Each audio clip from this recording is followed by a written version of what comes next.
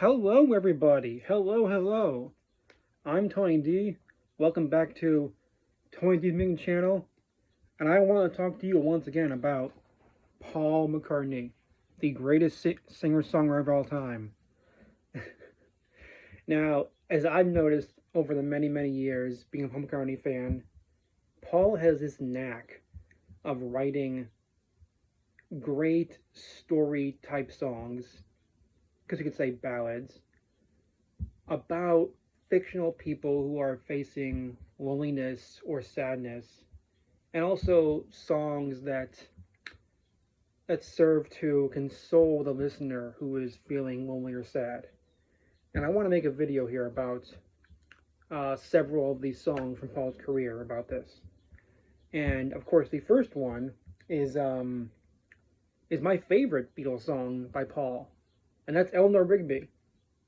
And Eleanor Rigby is deeply important to me because when I was 11 years old, maybe 12 years old, that was the song that I heard that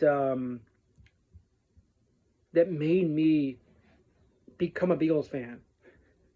Because I remember being that young, and I was very reluctant to become a fan of this group that was from my dad's day and age. And I wasn't sure if I wanted to be a fan of this group that my dad and people my dad's age loved so much. But then I heard Eleanor Rigby and I thought, oh, this is much deeper than their love songs from years earlier. Because in this song, it's all about lonely people. The very first lyric in the chorus is, all the lonely people, where do they all belong? All the lonely people, where do they all come from? And so lonely people are front and center in the song with Eleanor Rigby and, of course, Father Mackenzie. Eleanor Rigby picks up the rice in the church where her wedding has been, lives in the dream, very surreal, like Paul's written about a lot. Waits at the window wearing the face she keeps in a jar by the door. Now, I think the face keeping in a jar by the door, I think Paul said that was about some cosmetic face thing that women would keep to put on their face back when he was young. I assume that's what that means. What else can it mean? But who is it for? As in, who is this, this face that she keeps in a jar by the door? Who is she using it for? Is she so lonely? Is she using it to impress a man? Probably not. There is no man. It's just her. And I just, the chorus of this song is just so incredible to me that they focus on lonely people. And then there's Father Mackenzie, writing the words of a sermon that no one will hear. No one comes near. Look at him working, donning his socks in the night when there's nobody there. What does he care? All the lonely people, where do they all come from? Oh. And then we get to the end of the story in the song. Eleanor Rigby died in the church and was buried alone with her name. Nobody came. Father Mackenzie, wiping the dirt from his hands as he walks from the grave. No one was saved. That was a song that, like I just said, made me realize the Beatles had deeper songs than just She Loves You, Hold Your Hand, and all that. When I was 11, I thought maybe they were just a band that did those type of love songs. But then I heard Eleanor Rigby and I was like, oh, this is much deeper than what I heard before. And that's why I became a fan. And it wasn't just Paul that wrote the song, obviously. I think it was a collaboration between Paul, between John, and Ringo even added a lyric or two. It was Ringo who thought up Father Mackenzie donning his socks in the night when there's nobody there. And Eleanor Rigby, it's my favorite Beatles song. Well, by Paul. My favorite Beatles songs by John would be Help and Strawberry Fields. But this is my favorite one with Paul and lead vocals, of course. And it's amazing that it's just 2 minutes, 10 seconds long, and it's telling this concise story about two lonely people in a church who have nobody but themselves. And then I would say that the next Paul McCartney song that deals with lonely people is 5 years later in 1971, and it's his first single as a solo artist, and that would be the song Another Day. And that's a song that Paul started working on in '69. And if you watch the Get Back documentary, you can even see Paul um, playing a little short draft of the song at the piano in the early morning. And you can even see Ringo looking bored as hell watching Paul play this because it's early in the morning. He's bored and unhappy. He's not gonna pretend to be happy when he's not. But anyway, Another Day is so awesome. It's I think it's my favorite Paul song. Or it's not my favorite, but it's very very close. Very close. I'd say it's probably my second favorite or third favorite Paul McCartney solo song. And he's telling the story of a woman a little bit similar to Eleanor Rigby, who's lonely and sad, but this woman's probably 25 years old, 30 years old, compared to Eleanor Rigby, who's very old. And again, similar to Eleanor Rigby, he just paints you a picture in your mind of what this woman's life is like. Every day she takes a morning bath, she wets her hair, wraps a towel around her as she's heading for the bedroom chair. Just another day. Slipping into stockings, stepping into shoes, dipping in the pocket of her raincoat. Just another day. At the office where the papers go, she takes a break. Drinks another coffee and finds it hard to stay awake. Just another day. And then we get to how she's feeling. So sad, so sad. Sometimes she feels so sad. Alone in apartment she dwell, till the man of her dreams comes to break the spell. Ah, stay, don't stand her up. And he comes and he stays, but he leaves the next day. So sad. So we already got a little portrait of what this woman's life is like. You know, morning routine is the same thing every day. Taking a bath, putting on her stockings, going to work, which is boring as hell and barely keeps her awake.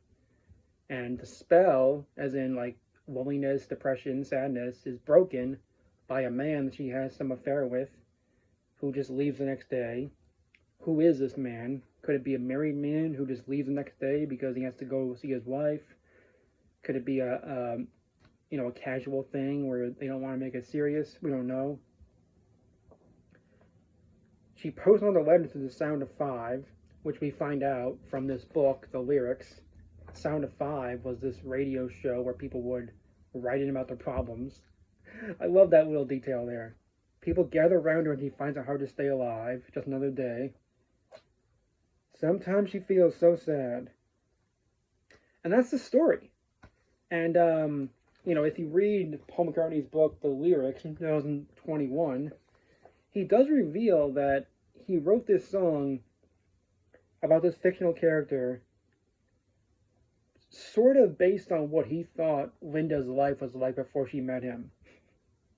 He does say that a little bit. And I think this was his first single as solo artist. I have the poster behind me, as you can see a little bit. And I think it was number 2 on the singles chart in '71. I don't know which single was number 1 then, but I want to find out. It could have been Carole King. Maybe. It was in February '71. So if anybody knows what the charts were like, I want to know what was number 1 then. Because this should have been number 1. I mean, it's Paul's first single, and not only is it a great, beautiful song about a lonely person getting through their day, feeling sad, but he's telling the story of a woman, and he does it so well. Again, it's concise like Eleanor Rigby is, but the story and the character are so different. And how many singles in '71 or in the '70s were written by male songwriters and told a story about a woman facing depression? I just think that's so incredible. yeah, so already two incredible songs from Paul about lonely people and lonely women already. Um, for the next for the next song I want to talk about, I want to go to the London Town album. And the second to last track on here is called Don't Let It Bring You Down. It was one of 5 songs on the album, co-written by Paul and Denny Lane. And it has this beautiful feel to it. A little bit of a sad, eerie feel. Not really eerie, but sad. And yeah, I love the falsetto voice he does with the lyrics. Though some things in life are hard to bear, don't let it bring you down. Should the sand of time run out on you, don't let it bring you down. Don't go down, don't go underground. Things seem strange, but they change. How they change. Up and down your carousel will go. Don't let it bring you down.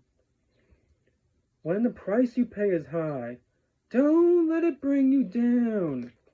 Don't go underground.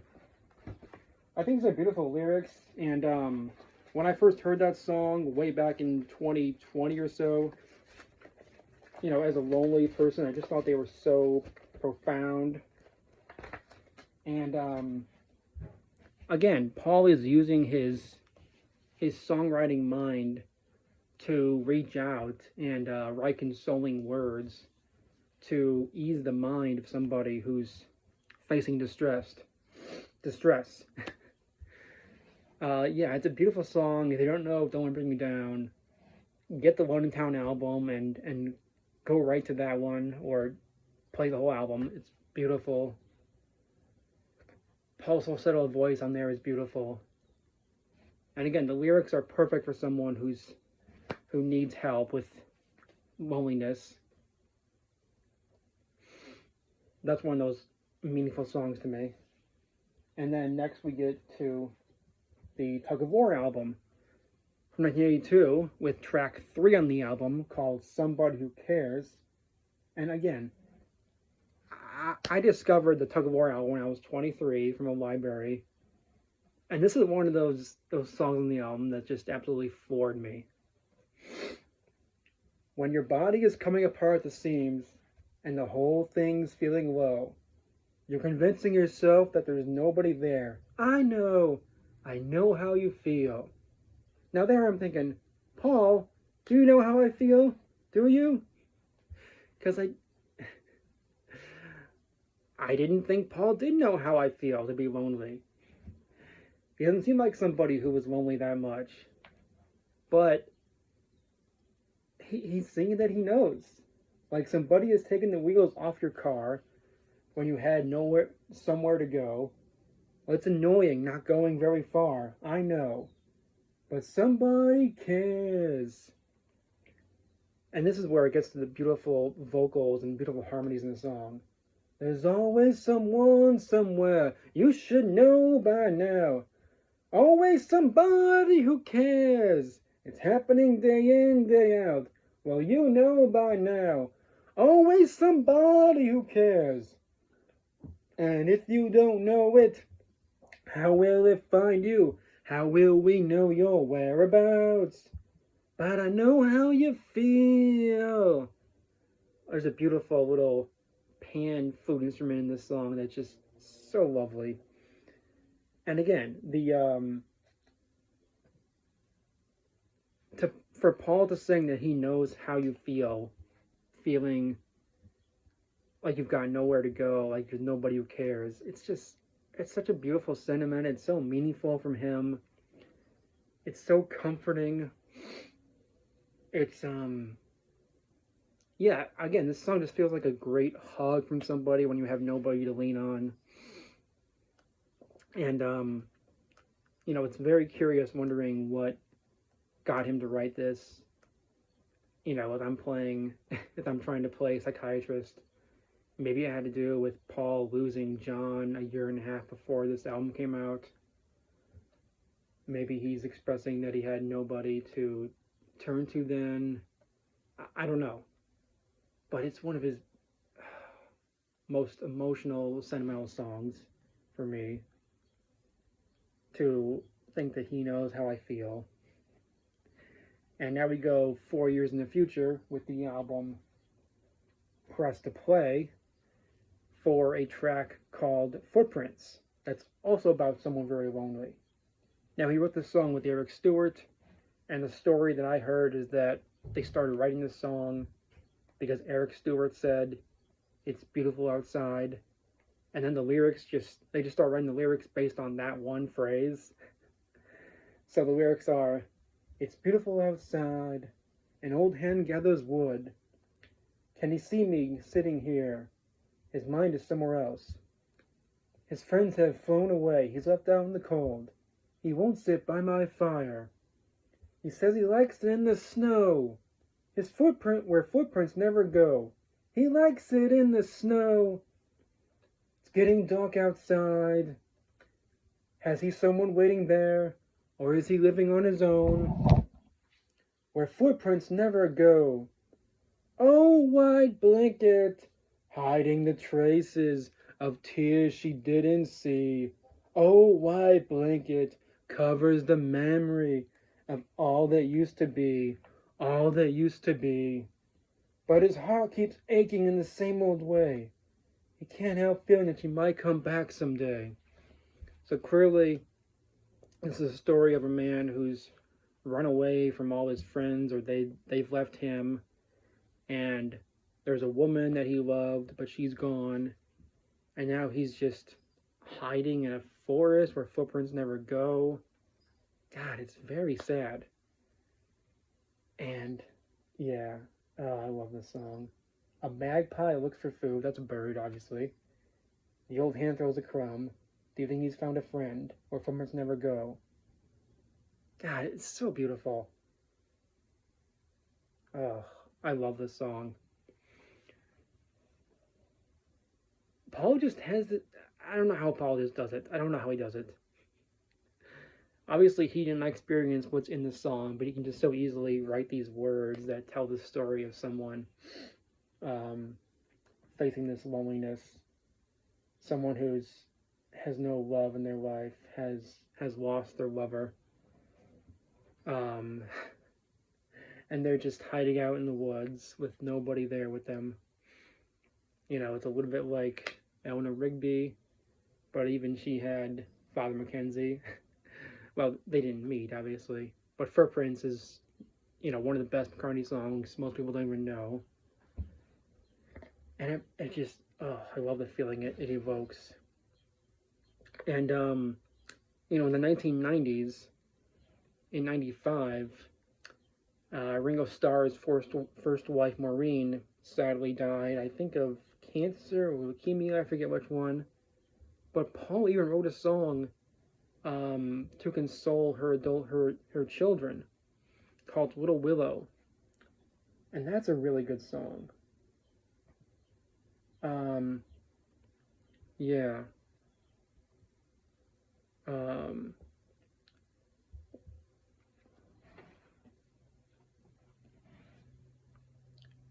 Life as it happens, nobody knows.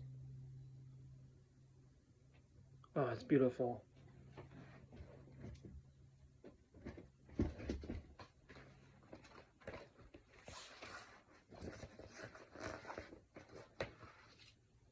Bend, little willow, wind's gonna blow you hard and cold tonight.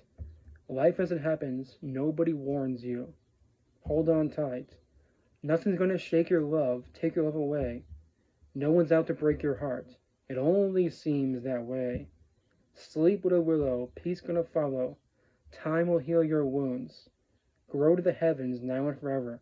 Always came too soon. Little willow. God, what beautiful lyrics. And again, to have somebody that's a brilliant songwriter that can just write a song like that because your mother died. Time will heal your wounds, peace gonna follow.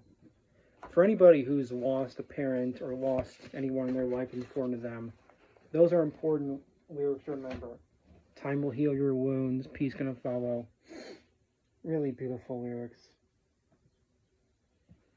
And then we get to a very different song years later on Paul's album, Driving Rain from 2001. And I'm not sure, I guess you could say this song is about someone who's lonely, but it's about a teenage girl who's facing selective mutism, where, Paul knew this family and he said that they told him that their daughter was going through a mute phase, and she just didn't talk for a while at all. And I think this song is so cool, and I love how it tells this very bizarre story about a girl who's not talking at all in school. She's given up talking, don't say a word. Even in the classroom, not a dicky word. Unlike other children, she's seen and never heard. She's given up talking, don't say a word. You see her in the playground, standing on her own. Everybody wonders why she's all alone. Someone made her angry, someone's got her scared. She's given up talking, don't say a word. Ah, but when she comes home, it's a yappy yap yap. Words are running freely like the water from a tap. Her brothers and her sisters can't get a word in edgeways. But when she goes back to school, it's like she's in a daze. I love this song so much.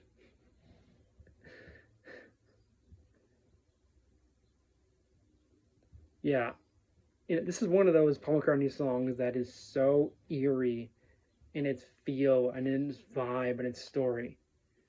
The way that he's singing about this woman this girl who's not talking at school at all because someone's made her angry, someone's got her scared, and then at home she won't stop talking.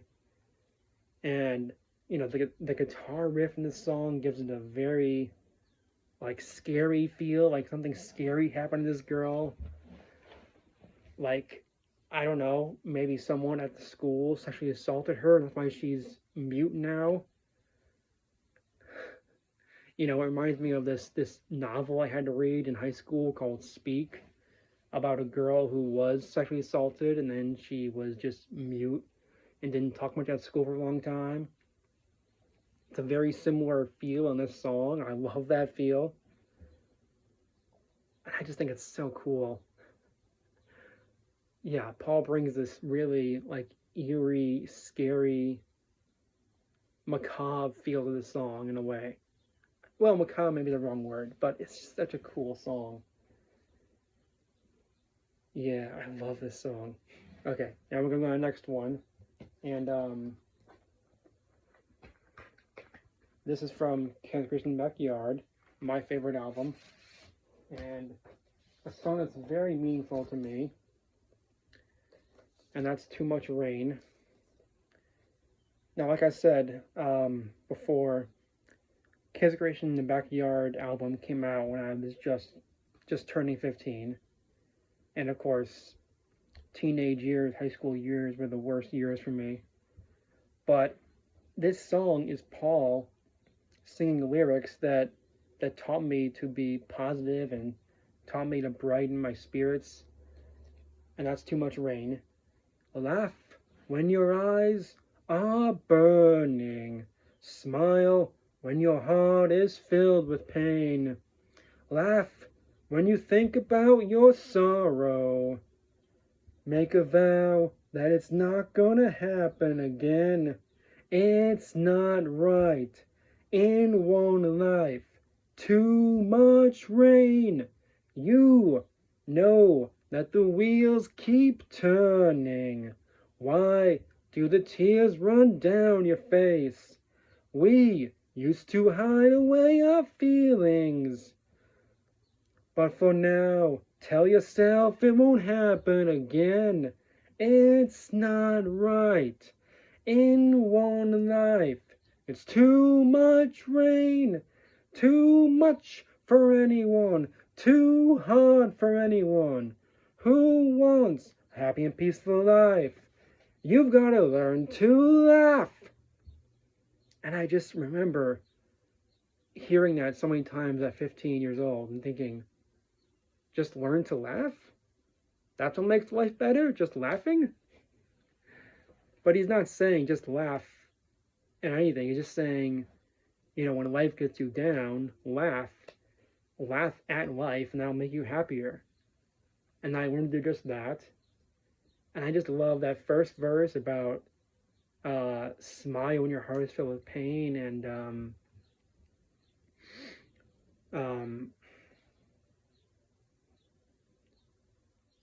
smile when your heart is burning. And oh, yeah. Laugh when your eyes are burning, smile when your heart is filled with pain. I love that because he's, of course, you know, making these ironic lyrics about having joy during times of pain and sadness, which is actually great advice from Paul.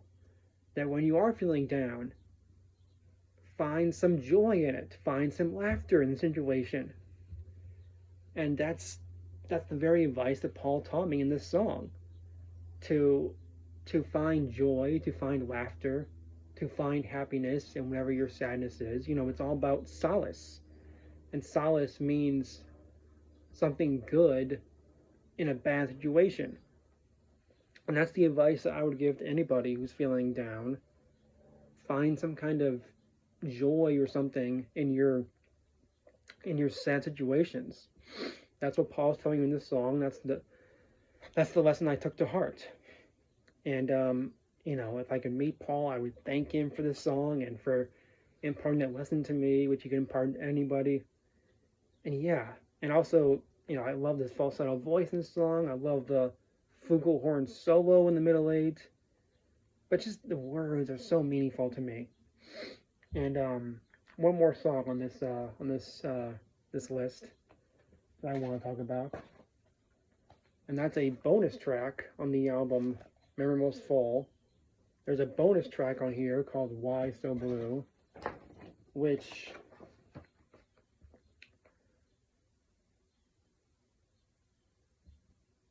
I'm trying to think about who this song is about. Paul's son James was just 29 or 30 when this album came out. Or no, 29. So I know Paul loves to write about fictional people in his songs, but part of me wonders this song, Why So Blue, is about his son. Because these lyrics are so amazing. Staring from a cardboard castle, down and out, one of life's young students finds out what it's all about. Paper flutters, angry taxi drivers shout. From the pages of a paper, candles shine. On a perfect table, lay for two who love to dine. They suggest a highly recommended wine. Once again, the same old line. Why so sad, my fine young friend? Why so blue? Now, Paul loves to use the word friend in his songs. He uses the word friend to refer to, a romantic partner, actual friend, like John. But could he be using the word friend here to refer to his son, perhaps? Weary carriage and horses stand in single file. Someone in a crowded bus stop wears a friendly smile. Touching nerves that no one's heard from in a while. Paper from the same old file. Why so sad? Sometimes when eyes meet, they have to meet again. Sometimes birds of a feather got to fly together. From a dingy attic window, candles shine on a perfect table. Lay for two love to dine. Now they drink the highly recommended wine. Free at last and feeling fine. I'm so glad, my fine young friend. Glad for you. You used to be so blue.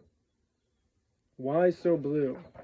So based on the story and the words in this song, it sounds like there's a young man who's at a restaurant. He's got no one to have wine with, and then he's at a bus stop and he seemingly meets somebody, and then they share wine at a restaurant.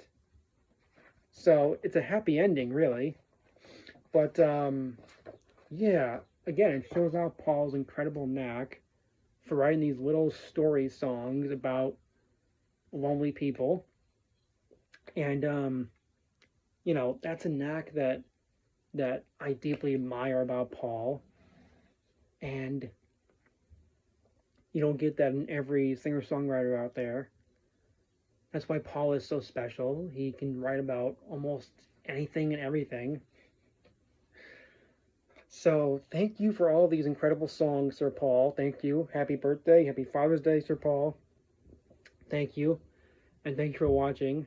And keep it subscribed to this channel and keep a watch out because I'll be making more videos later. Thank you.